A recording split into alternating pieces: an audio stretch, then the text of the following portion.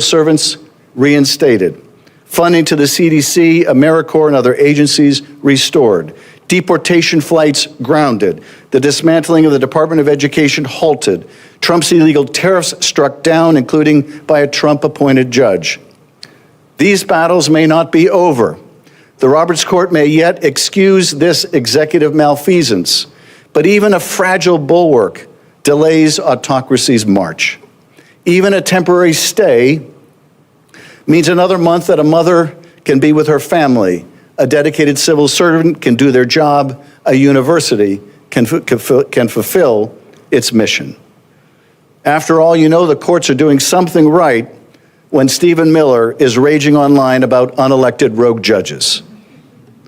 Ultimately, though, the most powerful check we have on Trump's authoritarianism is not the Congress, it is not the courts, it is the American people. It is all of us, each of us. Fear is Donald Trump's weapon of choice. Divide and conquer is his one repugnant strategy.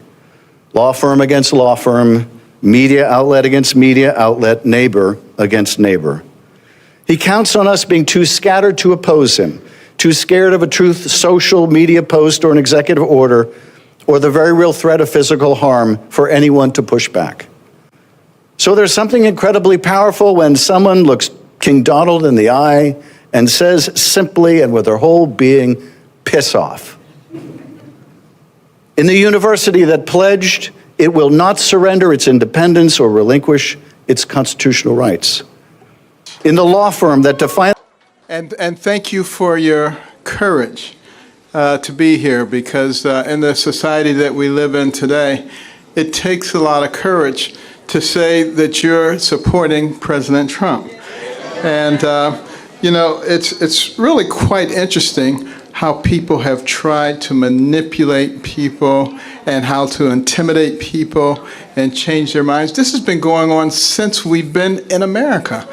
You know, you go back to the days of slavery, you know, and a lot of the states there were more slaves than there were owners. You want to talk about fireworks?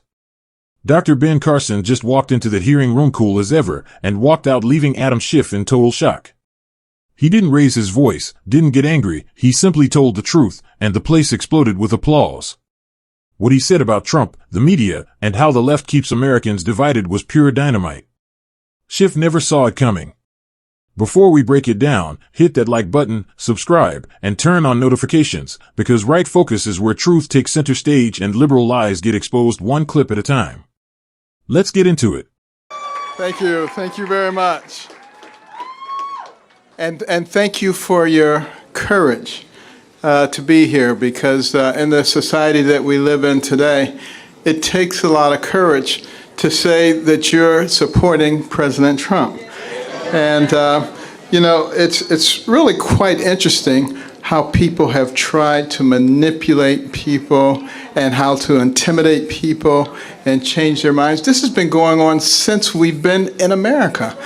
You know, you go back to the days of slavery, you know, and a lot of the states there were more slaves than there were owners. So what did they do? They had to divide the slaves. So they told the ones in the house, you're better than the ones in the yard. And the ones in the yard, you're better than the ones in the field. And then after slavery was over, the light-skinned ones, you're better than the dark-skinned ones. And on it went, trying to divide people. Today, they say, if you are a conservative, then you are somehow an Uncle Tom, you're a horrible person, you're a demon. What a bunch of crap, you know, but, you know, it's been going on for hundreds of years. And it's really time to put a stop to it. So I am very happy to see that you have the courage to come out. You know, it doesn't bother me anymore because, you know, I only worry about what God thinks. I don't worry about what these other people think. But you know, sometimes people ask me, what happened to you? You changed. I haven't changed. I changed about 35 years ago because, you see, I grew up in Detroit, a bastion of liberalism. They call it progressivism now. They keep changing the name. But anyway, then from there to Boston, a bastion of liberalism. back to Detroit, and then to New Haven, Connecticut, a bastion of liberalism, and then to Ann Arbor, Michigan, a bastion of liberalism, and then to Baltimore, Maryland, a bastion of liberalism. So I had no chance. I was a liberal. I was way out there. And then I did something that liberals are never supposed to do. I listened to a conservative. I listened to Ronald Reagan. And I said, you know, he doesn't sound like a horrible racist person. He sounds just like my mother.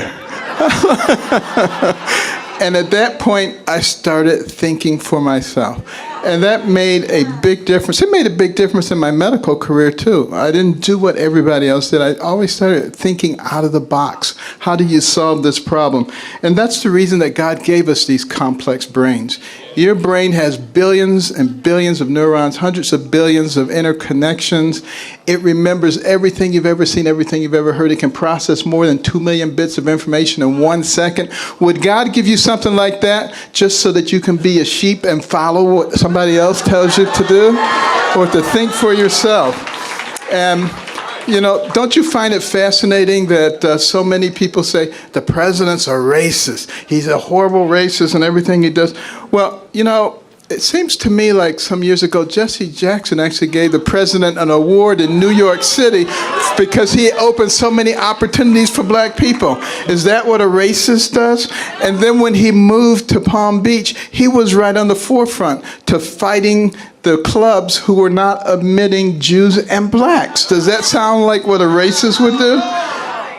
He is the one who finally got the Second Chance Act done. Does that sound like what a racist would do? When he took office, he brought the office of HBCUs to the White House so it could get appropriate attention, more money than ever. Opportunity zones so that people could take this money and direct it to the places where people did not have opportunities before. An economy where you have the lowest unemployment rates for black people in history.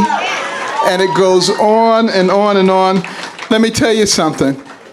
If he's a racist, he's an awfully bad one. He needs to go get a lesson from the real racists. The people who look at somebody like you and me and they say, because your skin is a certain color, you have to think a certain way. And if you don't, there's something wrong with you. And they start calling you names. Those are the real racists.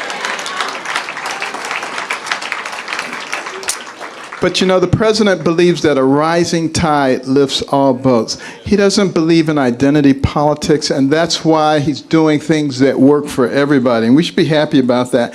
And the media, they like to pick on him, any little thing. You know, he's not perfect. I'm not perfect. You're not perfect. The only one who ever was perfect was Jesus, and they crucified him. So, you know, think about this. And we need to just look at the big picture. Think about all the incredible things that are happening. Think for ourselves and be missionaries. Go out and talk to your family, talk to your friends, help them to realize, because see, if all they're doing is looking at certain media, they don't even know about these things that we just talked about that he has done. And so they can perpetrate this horrible image of him being a bad person. It is absolutely not true. I work with him all the time. He's a wonderful person. He's become a good friend. You remember during the campaign when we were having a debate and I couldn't hear my name. I came out, I stood there, I was waiting to hear everybody else gleefully walk past. He was the only one who stood with me until they straightened it out. That's the kind of person that our president is. He is my friend, and he will be your friend as you get to know him. Ladies and gentlemen, the 45th president of the United States, Donald J. Trump. Thank you, Dr. Mr. Ben Carson stood behind that podium calm, confident, and unshakable, and in just a few minutes, he completely dismantled the left's narrative. When he thanked the crowd for having the courage to support President Trump, the energy in the room shifted. He said what every conservative knows deep down, it takes real courage these days to say you stand with Trump. And he's absolutely right, the left has made it risky just to think differently. Step out of line, and you're labeled, canceled, or insulted.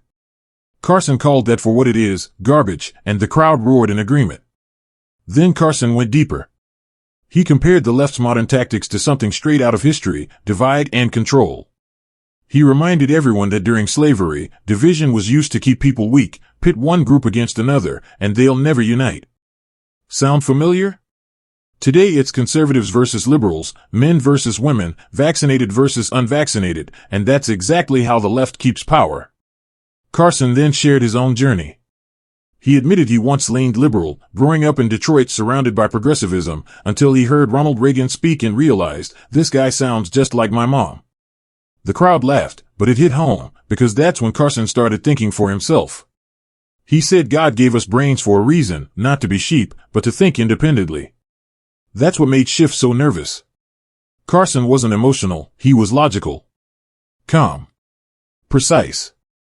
Honest. He went through Trump's record, more funding for HBCUs, record low black unemployment, criminal justice reform, opportunity zones, the Second Chance Act. Then he dropped the line that sent liberals scrambling, if Trump's a racist, he's a terrible one, because he keeps helping minorities succeed. The crowd lost it, full standing ovation. But Carson wasn't finished. He called out the real racists, the ones who insist that your skin color determines how you must think. Those are the people dividing America, not Trump, he said. That hit like a sledgehammer. Then he exposed how the media manipulates everything, cutting clips, twisting facts, spinning lies, just like when Ted Lieu tried to smear Candace Owens with an out-of-context video, and she destroyed him with facts on live TV. Carson ended by saying what every patriot knows deep down, it's time to stop being sheep. And that's exactly what America needed to hear. Ben Carson didn't just speak, he sparked a movement. That standing ovation wasn't just for him, it was for truth, for courage, and for freedom. If you're tired of watching patriots silenced for speaking common sense, hit that like button, share this video, and comment I stand with truth. You're watching Right Focus, where facts cut through the noise and the truth always wins. Subscribe to Right Focus, and let's keep this movement growing.